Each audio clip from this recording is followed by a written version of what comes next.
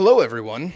You find me here today in Oregon, Pacific City, Oregon, and if the sun was still up out of the window, you would see the Pacific Ocean. I'll show a little walkthrough of this room. It is very swanky. I'm on the ocean, and I'm here to drive the Mitsubishi Outlander plug-in hybrid. This is a press trip, so Mitsubishi paid for me to take a flight to Portland, Oregon, drive 2 hours down here to this very nice spa where I just got a massage in this very nice room that overlooks the ocean.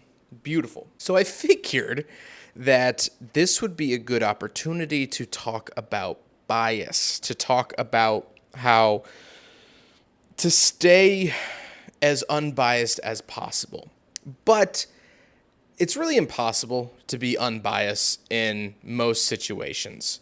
If I dye my hair blonde, you might have grown up with a kid with blonde hair that really bothered you, and so you're going to have some type of bias against that. I naturally have a bias towards Mazdas because I've owned so many Mazdas. They've treated me so well. I like how they drive. And so, like in recent memory, the Mazda CX-50 hybrid, I was talking to a buddy who also had a pre-production early, embargoed drive of the CX-50. He said he hated it. And I loved it. And I really, truly did love it. I didn't see much wrong with it. But I think some of that might have been rose-colored glasses a little bit. I love Mazda products. I think the Toyota hybrid system is fantastic. And now that it's in a Mazda with the Mazda interior, Mazda driving feel, they kept the suspension the same. I liked it. Press trips like this, it can sometimes be difficult to remain unbiased. But how do I don't want to say, but how does he do it?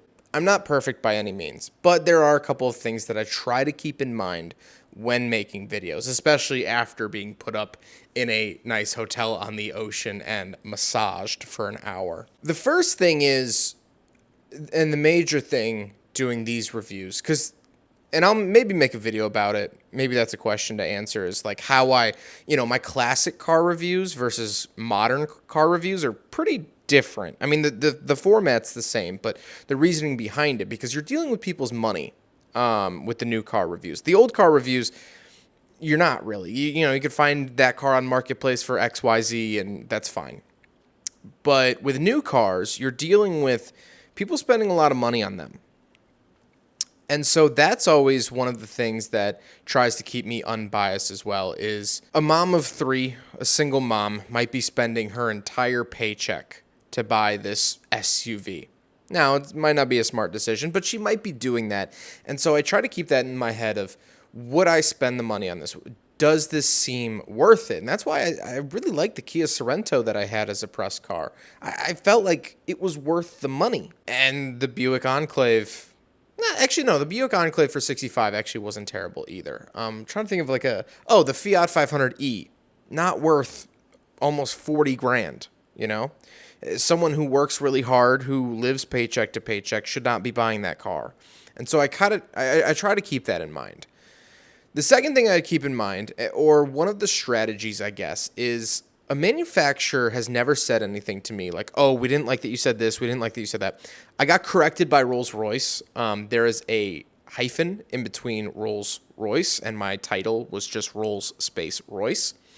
But in that same email, they complimented the big friggin' bottle test. So, as I mentioned earlier, Rolls-Royce is aware of the big friggin' bottle test and its existence. I've never had an automaker say, you have to say this, you have to say that. I've never had that happen in my career. Maybe it'll happen one day, but as of now, and they've never cracked down on me for being harsh or critical of the vehicles.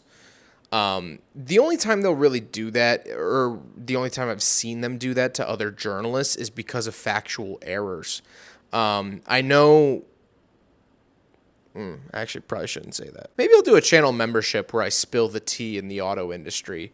But basically a big YouTuber did something with a press car and made it look really, really bad. And then they had a stern talking to, and they flew them out to the manufacturer's plant and showed them why it happened and XYZ.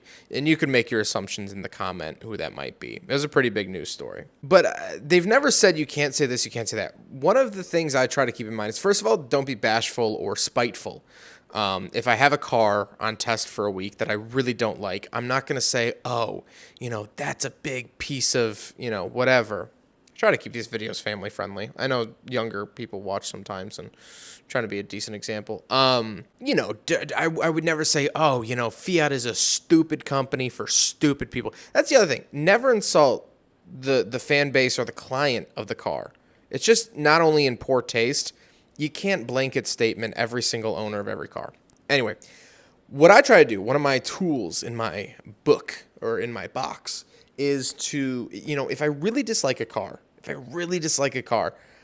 I will offer up something else in their lineup. Mazda, for instance. I don't love the Mazda CX-30. It's just a lifted Mazda 3. It's the same platform, has the same interior, it's the same everything, and it's more expensive. So I don't really like the Mazda CX-30. But I can confidently tell you, I love the CX-5, I love the CX-50, and I love the 3. So they have other great options in their repertoire. What I'm driving right now just isn't my favorite. So between that of like not being spiteful, not being mean, or being crass, and offering out something else in their lineup, or at least just, sometimes there isn't a good car in the lineup. Like Fiat only makes the Fiat 500e here in America now, and so there's nothing else I could have said, oh, buy this instead, buy that instead. I think as long as you come at it with very straightforward, very honest, and very truthful arguments, then, automakers don't care as much. And so they actually don't have much sway. Yes, they put us up in nice hotels. And the press trips, they do plan the press trips to optimize what the car is good at. So the GR Corolla press trip that I went on, that you guys saw, was at Charlotte Motor Speedway. It was amazing. We got to drive the cars on a racetrack on the Roval. Like, that's awesome. If we would have road tested those, I probably would have liked it a lot less. Driving the automatic in traffic, the harshness of the GR Corolla over bumps and potholes is not great, but they set it up to be in a proper environment. So I think that has to take some credit too. With these press trips, yes, they wine us and dine us and it's nice, but a lot of it is tailored to what that car is good at. I'm here to drive the Mitsubishi Outlander plug-in hybrid, and we're taking it on a road trip. That's kind of what it's good at because it has good electric range and gas range. And, we're not doing off-roading. We're not at an off-road park. We're not getting them muddy. We're not taking them in the sand. We're not taking them to a racetrack. We're doing daily stuff with it, which is what the car is good at. So I think a lot of that plays into it too. I loved the GR Corolla, and my experience with the GR Corolla was amazing, but it's because the environment was so kind to it. I do think that it's important to remain as unbiased as possible. As I mentioned at the top of the video, it's impossible to remain completely unbiased, but I don't know. I feel like I do an okay job. I feel like I do a pretty good job. Some people will criticize like, oh, he can't be excited to drive every car. Yes, I am. I really, truly, my movie teacher, I took a film class in high school. And he said that he had a true addiction to movies because he would go see movies even if they were bad. And he just had to go to the movie theater every week. And I feel that way with cars because I even love the bad ones. I'm excited by the bad ones. I'm excited to learn and to dig into every single car. If you give me a Toyota Prius V, which I actually haven't reviewed, but whatever. I would love to because it's so weird and they only made them for a few years, and I guess I'm just more of an optimist, which I can make a video talking about the industry because there's so many pessimistic people in this industry. It bugs the shorts off of me, especially on press trips like this. I'm sure someone on this press trip is going to go, yeah, well, the hotel was nice, but dinner was a little late and things like that. We're in a spa on the ocean. There's a lot of pessimist people in the industry. And I think that comes with time and age and just being around so much and getting jaded and whatnot. But, man, I don't know. Maybe I'm still in my bushy-tailed, wide-eyed phase. But I'm happy. And that's true. If I really dislike a car, I try to make it clear in the video. And it's funny because sometimes people will comment like, oh, this is a negative review, which doesn't happen often. That means it's bad.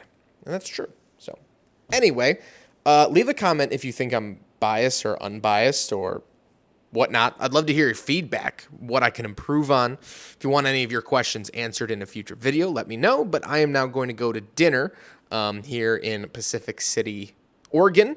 Then I'm going to drive the plug-in hybrid tomorrow, maybe visit a lighthouse, and fly back to Chicago. And then in 3 days, do it all over again and fly to San Francisco to drive the GMC EV truck. Sierra. Whatever. Good night, everyone.